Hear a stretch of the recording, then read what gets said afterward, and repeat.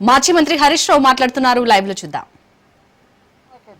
వాళ్ళే మేము పార్టీ మారినాము కండవా కప్పుకున్నామని వాళ్ళ ట్విట్టర్ లో వాళ్ళే పెట్టి మీ పిసిసి అధ్యక్షుడే 10 మంది కాంగ్రెస్ పార్టీలో చేర్చుకున్నా అని మహేష్ కుమార్ గౌడే చెప్పబట్టే గాంధీ భవన్ లో మీటింగ్ జరిగితే మీ ఇన్ఛార్జ్ నేతృత్వంలో పార్టీ మారిన ఎమ్మెల్యేలు గాంధీ భవన్ లో వచ్చి మీటింగ్ లో పాల్గొండ్రి.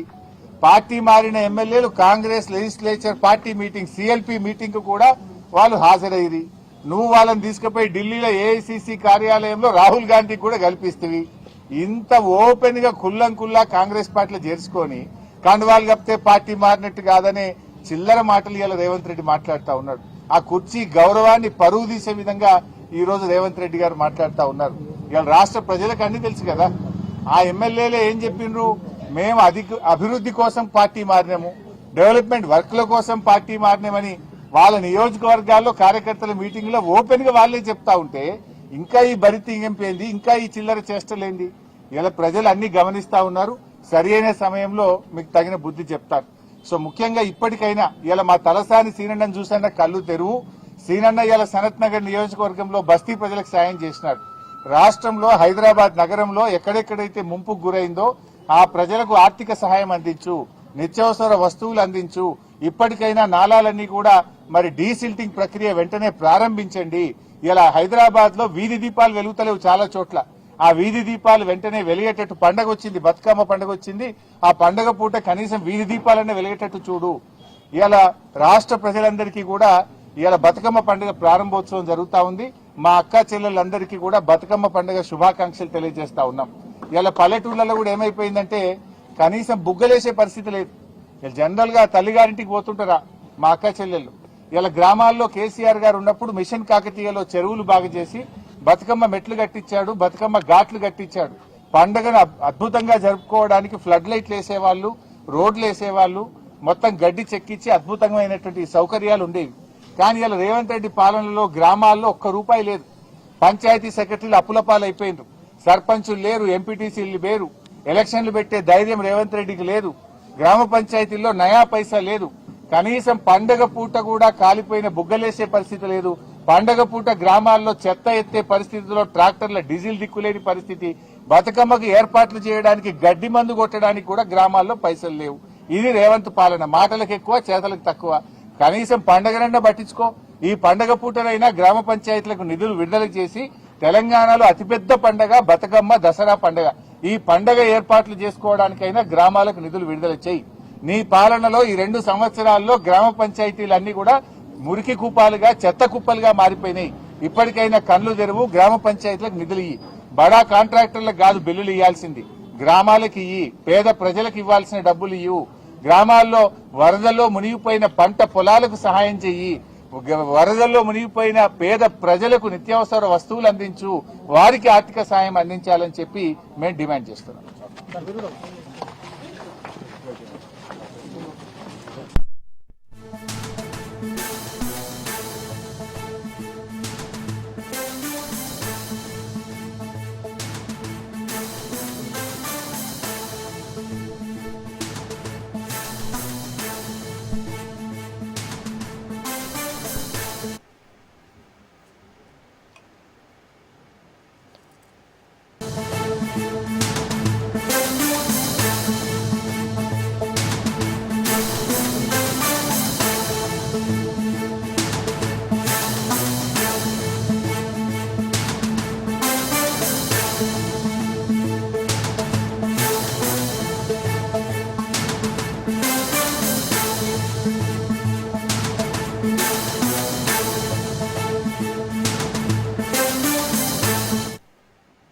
హైదరాబాద్ లో హైడ్రా మరోసారి దూకుడు పెంచింది.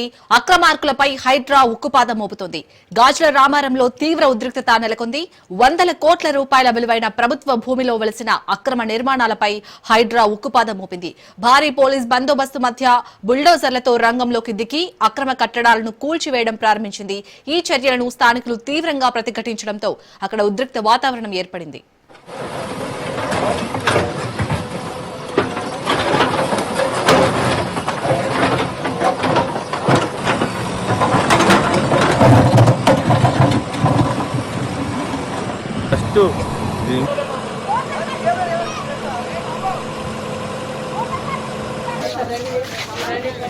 పక్కకు రండి. అది ఉండదు ప్లీజ్ సార్ రిక్వెస్ట్ సార్ నేను పిల్లల్ని పెట్టుకుని నేను ఎక్కడికి వెళ్ళలేను సార్. ప్లీజ్ నాకు ఒక 1 వీక్ టైం ఇవ్వండి, లేదా అట్లీస్ట్ 2 డేస్ టైం ఇవ్వండి సార్. అన్నీ నాకు సార్. గాజుల రామారంలోని సుమారు 100 ఎకరాలకు పైగా అత్యంత విలువైన ప్రభుత్వ భూమిని కొందరు కబ్జాదారులు ఆక్రమించారు. ఈ భూమి విలువ బహిరంగ మార్కెట్లో దాదాపు 4,500 కోట్లు ఉంటుందని అధికారులు అంచనా వేశారు. కబ్జాదారులు ఈ స్థలంలో 60 నుంచి 70 గజాల చిన్న ఫ్లాట్లు చేసి ఒక్కో ఇంటిని సుమారు 10 లక్షలకు విక్రయించినట్లు హైడ్రా దృష్టికి వచ్చింది. దీనిపై అందిన ఫిర్యాదులతో అధికారులు అప్రమత్తమయ్యారు.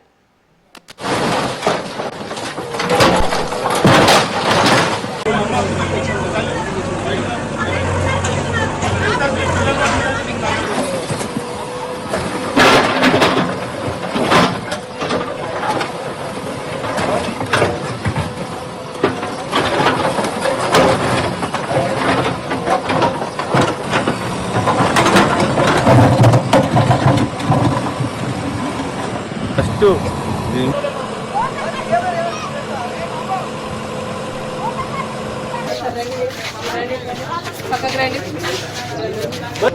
అది ఉండదు. అయితే తమ ఇళ్లను కూల్చివేస్తుండటంతో స్థానికులు పెద్ద సంఖ్యలో అక్కడికి చేరుకుని అధికారులను అడ్డుకునే ప్రయత్నం చేశారు. దీంతో హైడ్రా సిబ్బంది పోలీసులు వారిని నిలువరించి బలవంతంగా పక్కకు తప్పించారు. స్థానికుల ఆందోళనలు నిరసనల మధ్య అధికారులు కూల్చివేతలను కొనసాగిస్తున్నారు. ఈ ఆపరేషన్ తో గాజుల రామారం ప్రాంతంలో టెన్షన్ వాతావరణం నెలకొంది. రైట్, ఇక 5వ అంశానికి సంబంధించి పూర్తి అప్డేట్స్ మా ప్రతినిధి సైదులు అందిస్తారు. సైదులు, ప్రస్తుతం గాజుల రామారంలో పరిస్థితి ఏ విధంగా ఉంది? హైడ్రా అధికారులు అక్కడ కూల్చివేతలు చేస్తున్నట్టుగా తెలుస్తుంది. సో కూల్చివేతల కంటే ముందు అక్కడ ఉండే స్థానికులకు ఏమైనా ఇన్ఫర్మేషన్ ఇచ్చారా?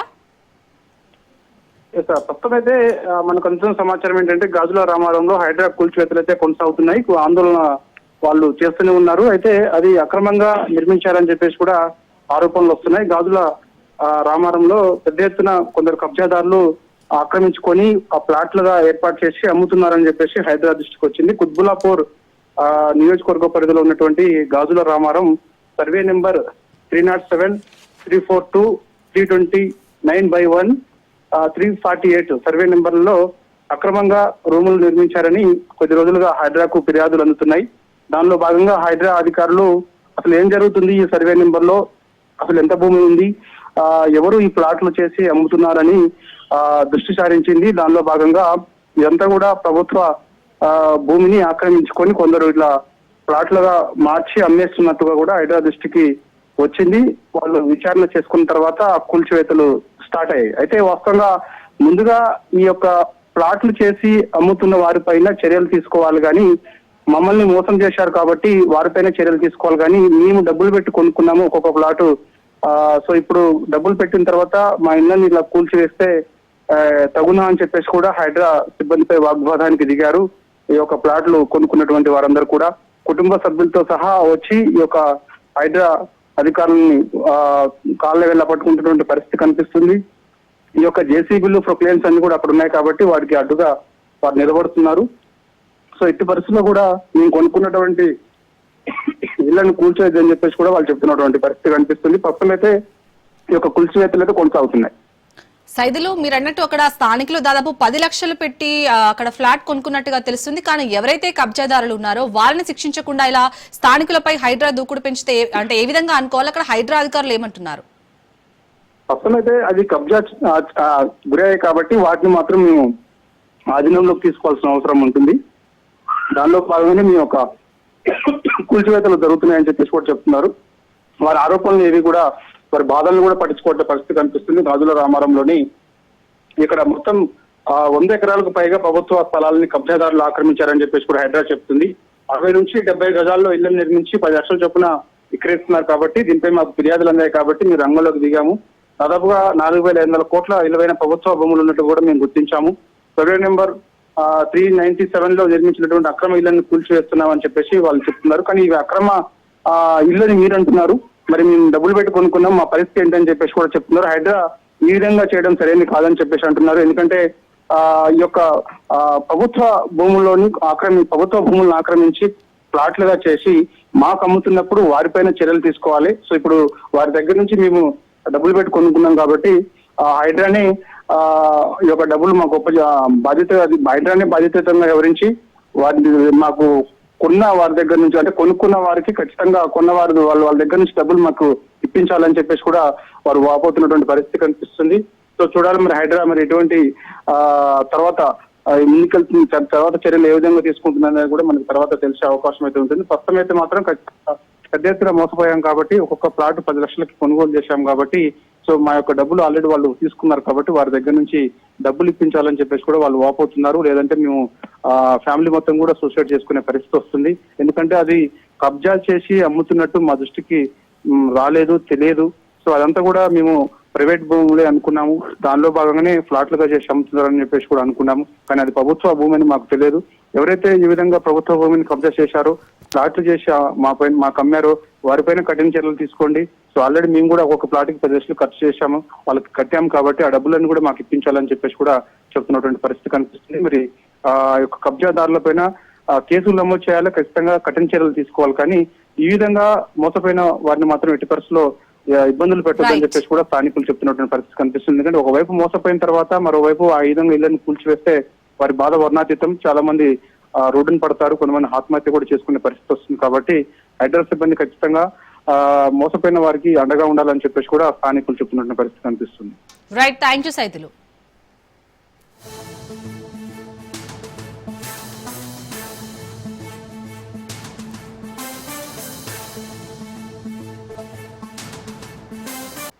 సోమాజిగూడ ప్రెస్ క్లబ్ నుంచి మాజీ మంత్రి బుగ్గన రాజేంద్రనాథ్ మాట్లాడుతున్నారు. లైవ్ లో చూద్దాం.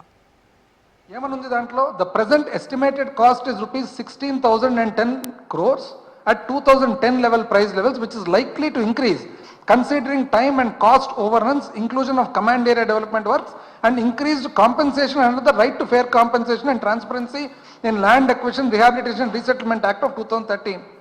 అంటే ఏమనుంటున్నారు కేబినెట్ నోట్లో? ఏదైతే 2010-11 రేట్ల ప్రకారము 16,010 కోట్లు ఉందో ఇది కట్టేది మొదలైన తర్వాత కట్టే కొద్దీ రేట్లు సంవత్సరం మారే కొద్దీ ఈ రేటు పెరుగుతుంది. భూసేకరణ చట్టం 2014-13 కొత్తగా వచ్చింది కాబట్టి దానివల్ల కూడా పెరుగుతుందంటే మీరు వదిలిపెట్టుకున్నారు. అంటే క్యాబినెట్ నోట్లో వాళ్ళు పెరగబోతుందంటే మీరేమో దాన్ని వదిలిపెట్టేసినారు. ఆ తర్వాత ఫైనల్గా క్యాబినెట్ అప్రూవల్ కోసం పోయినప్పుడు ఏమనుందండి? bearing all further expenses on Polavaram project and that of the authority by the central government out of the grants made under the scheme for the national as a special dispensation. అంటే పారా number 5.3 ఏదైతే నేను ఇంతకు ముందు చదివినానో దాని ప్రకారంగా ఒక ప్రత్యేకమైన పునర్వ్యవస్థీకరణ చట్టంలో భాగంగా ప్రత్యేకమైన పరిస్థితుల్లో ఈ ఆమోదం తెలుపుతున్నామని కేంద్ర ప్రభుత్వం వాళ్ళు ఒప్పుకుంటుంటే మీరేం చేసినారు? మీరు పోయి ఇది ఈ కేబినెట్ నోట్ అంతా కూడా ఇది కేంద్ర ప్రాజెక్ట్ కాబట్టి పునర్వ్యవస్థీకరణ చట్టంలో ఒక ముఖ్యమైన భాగం కాబట్టి కేంద్రం ఇదంతా నిర్వహిస్తుంది అంటే మీరు పోయి కాదు వద్దు ఇది మేము చేసుకుంటామన్నారు. మీరు చేసుకుంటే ఎంతైనా కానీ మీరు పెంచే అవకాశం ఉంది రేట్లను అని వాళ్ళు ఎప్పుడైతే అభ్యంతరం వ్యక్తం చేసినారో మీరేం చేసినారు? అతిపెద్ద చారిత్రక తప్పు చేసినారు. ఏమా తప్పు అంటే మీరు 2013-14 రేట్లకు 2010-11 క్వాంటిటీస్కు మీరు తాగునీటి భాగము వదిలిపెడుతూ మీరు 16,000 కోట్లకు మీరు ఒప్పుకొని వచ్చినారు. అంతేనా కాదా? అంతే. మీరు అప్పట్లో అరుణ్ జైట్లీ గారితో ఒక స్పెషల్ ఒప్పందం చేసుకున్నారు. ఎప్పుడు? 8 సెప్టెంబర్ 2016. 8 సెప్టెంబర్ 2016లో మీరు ఒప్పందం ఏం చేసుకున్నారు? The central government will fund the Polavaram irrigation project in the following manner. It will provide 100% of the remaining cost of the irrigation component only. Oka 2000 for the period starting from 1/4/2014. April 2014 tarvata జరిగే ఖర్చుకు only నీటిపారుదలకు మాత్రము సంబంధించిన ఖర్చు అంటే మీరు భూసేకరణ మీద అవసరం ఉంటుంది డబ్బులు అనేది వదిలిపెట్టేసినారు. వైజాగ్ కోర్ పంప్ చేయాల్సిన ఏదైతే నీళ్లు తాగునీళ్లు మరి స్టీల్ ప్లాంట్ నీళ్లు మర్చిపోయినారు. మీరు కేవలం ప్రాజెక్టు నిర్వహణ మీ చేతికి దక్కించుకోవాలని చెప్పి చారిత్రక తప్పు చేసి వచ్చి దాన్ని దిద్దేదానికి మాకు 5 సంవత్సరాలు పట్టింది. అది కాక అంత చాలక 15 మార్చి 2017 మళ్ళీ PIB press information bureau government of India cabinet ఏమని? Funding of 100% of the remaining cost of the irrigation component only of the Polavaram project for the period starting from 1/4/2014. To the extent of the cost of the irrigation component on that date. ఏ రోజు అప్పటికి ఉన్న ఏదైతే నీటిపారుదలకు సంబంధించినది మాత్రమే. అంటే రానుపోను project కట్టే కొద్దీ భూసేకరణ మర్చిపోయినారు, భూసేకరణకు అయ్యే వేల కోట్ల అవసరం మర్చిపోయినారు, రేట్లు సంవత్సరం పెరుగుతుంది అనేది మర్చిపోయినారు, దాన్ని వదిలిపెట్టినారు, లేదా తెలిసి కూడా వదిలిపెట్టినారు. కేవలం ప్రాజెక్ట్ నిర్వహణ చేజిక్కించుకునే దానికి ఏం చేసినారు మీరు? చేజిక్కించుకున్న తర్వాత అంటే ఈరోజు 50,000 కోట్లు ఇంచుమించు ఖర్చు అయ్యే ప్రాజెక్టు మీరు 20,000 కోట్లకు ఒప్పుకొని వచ్చినారు. 20,000 కోట్ల నుంచి ఈరోజు 50,000 కోట్లకు పెంచినది ఎవరండి? మేము కదా. చదవమంటారు ఎట్లెట్లా పెంచినాం అనేది చెప్తా. ఎట్లా పెంచినాం, ఎంత కష్టపడినాం, మీరు చేసిన తప్పును ఈ సరిదిద్దేదానికి ఎంత కష్టమైనది నేను చెప్తా.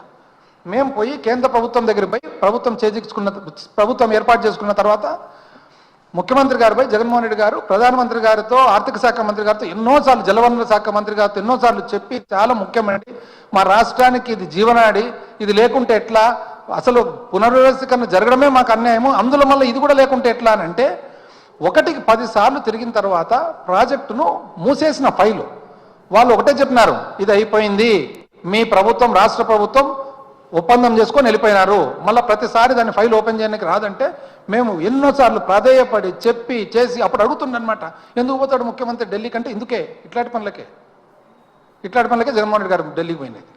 పోయిన తర్వాత ఆడికి పోయి చేసిన తర్వాత దాన్ని 2 ఫేజ్లుగా మార్చి 41.15 ఒక ఫేసు, 45.72 మీటర్లు ఒక ఫేజ్ పెట్టి మొదటి ఫేజ్లో 2వ ఫేజ్ వరకు కూడా ప్రాజెక్టు కట్టేటట్లు భూసేకరణ మాత్రము 2 సంవత్సరాలు నీళ్లు నింపిన తర్వాత 3వ సంవత్సరం 2వ విడత భూసేకరణ చేసేటట్లు ఒప్పందం చేసుకొని వచ్చినాం. చెప్పంటారు ఎట్లానే? ఫస్ట్ ఎంతో కరస్పాండెన్స్లో ఇదొకటి. ఎప్పుడు ఇది? 22/12/2021 22/12/2021 ఎక్కడండి? పోలవరం ప్రాజెక్ట్ అథారిటీ నుంచి పోలవరం ప్రాజెక్ట్ అథారిటీకి సెంట్రల్ వాటర్ కమిషన్ రాసిన ఉత్తరం 24/12/2021 అంటే 21 సంవత్సరం. ఎవరు? గవర్నమెంట్ ఆఫ్ ఆంధ్రప్రదేశ్ ప్రభుత్వము మన ఎవరైతే జలవనరుల శాఖ సెక్రటరీ ఉన్నారో సెక్రటరీ ఎవరికి రాసిండేది? మన మినిస్ట్రీ ఆఫ్ జలశక్తి న్యూఢిల్లీ రాసిండేది 20 నవంబర్ 2021. ఎవరికి రాసిండేది ఇది? జాయింట్ కమిషనర్ జలశక్తికి రాసిండేది ఎవరు?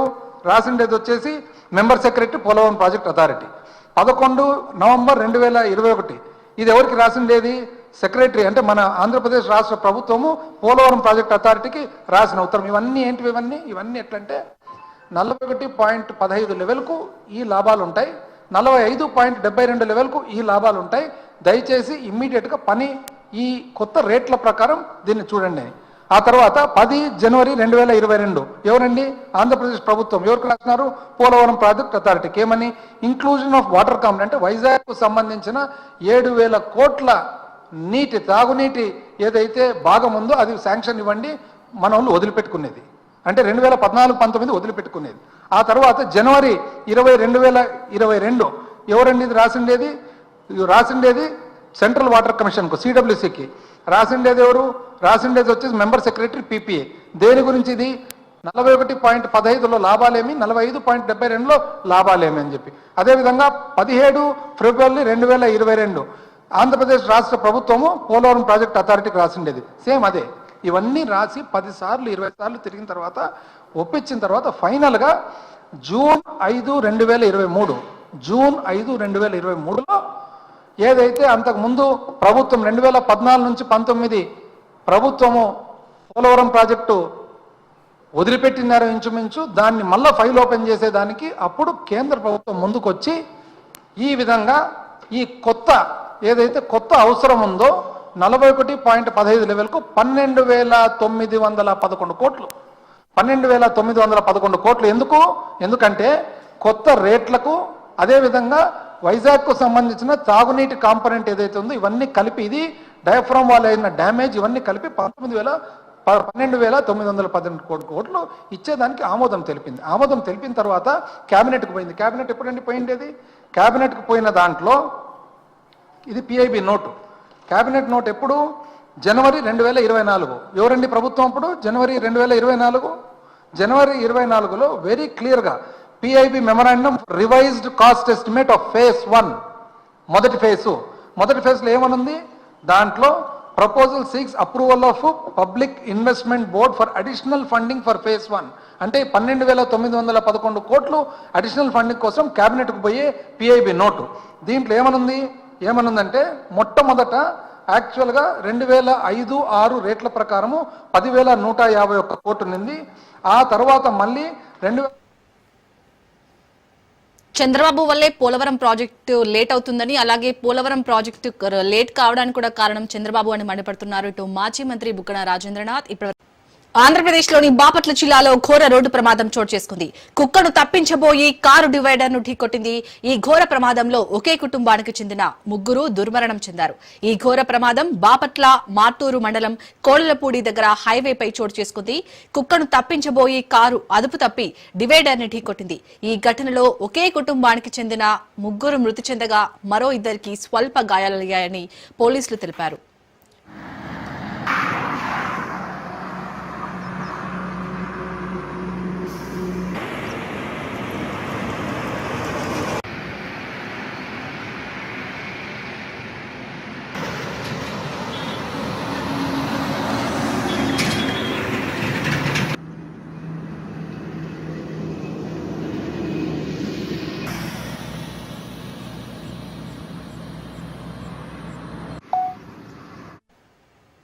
సమాచారం అందుకున్న పోలీసులు ఘటనా స్థలానికి చేరుకుని సహాయక చర్యలు చేపట్టారు. క్షతగాత్రులను సమీపంలోని ఆసుపత్రికి తరలించారు. మృతదేహాలను పోస్ట్ మార్టం నిమిత్తం ఆసుపత్రికి తరలించారు. మృతులు దామర్ల లక్ష్మణ్, భార్య సుబ్బాయమ్మ, మనవడు హేమంత్ గా పోలీసులు తెలిపారు. వీరంతా తిరుపతి నుండి పిఠాపురం దేవాలయంలో పితృదేవతలకు పిండ ప్రదానం చేయడానికి వెళ్తున్నారు. ఈ క్రమంలోనే కుక్కను తప్పించబోయి అదుపు తప్పి కారు బోల్తా కొట్టిందని పోలీసులు తెలిపారు.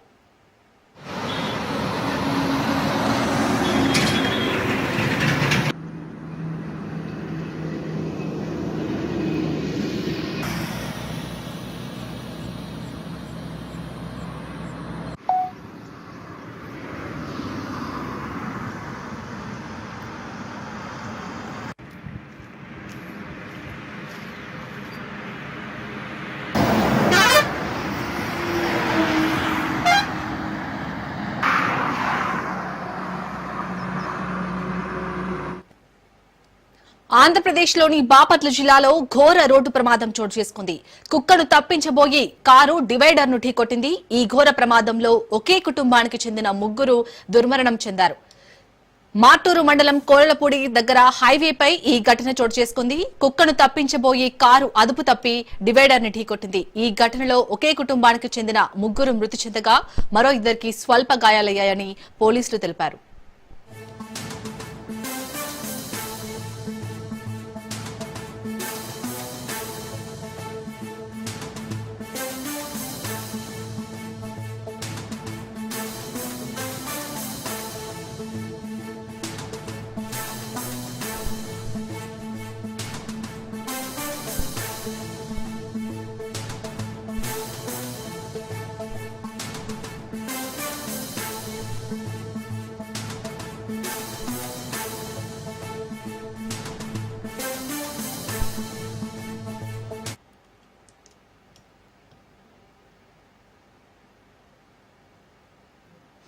బాపట్ల జిల్లాలో జరిగిన రోడ్డు ప్రమాదానికి సంబంధించి పూర్తి అప్డేట్స్ మా ప్రతినిధి మిరావలి అందిస్తారు. మిరావలి, ఈ ఘటనలో అయితే ఒకే కుటుంబానికి చెందిన ముగ్గురు చనిపోయినట్టుగా తెలుస్తుంది. అలాగే ఇద్దరి పరిస్థితి ఏ విధంగా ఉంది? ప్రెసెంట్ అప్డేట్స్ ఏంటి?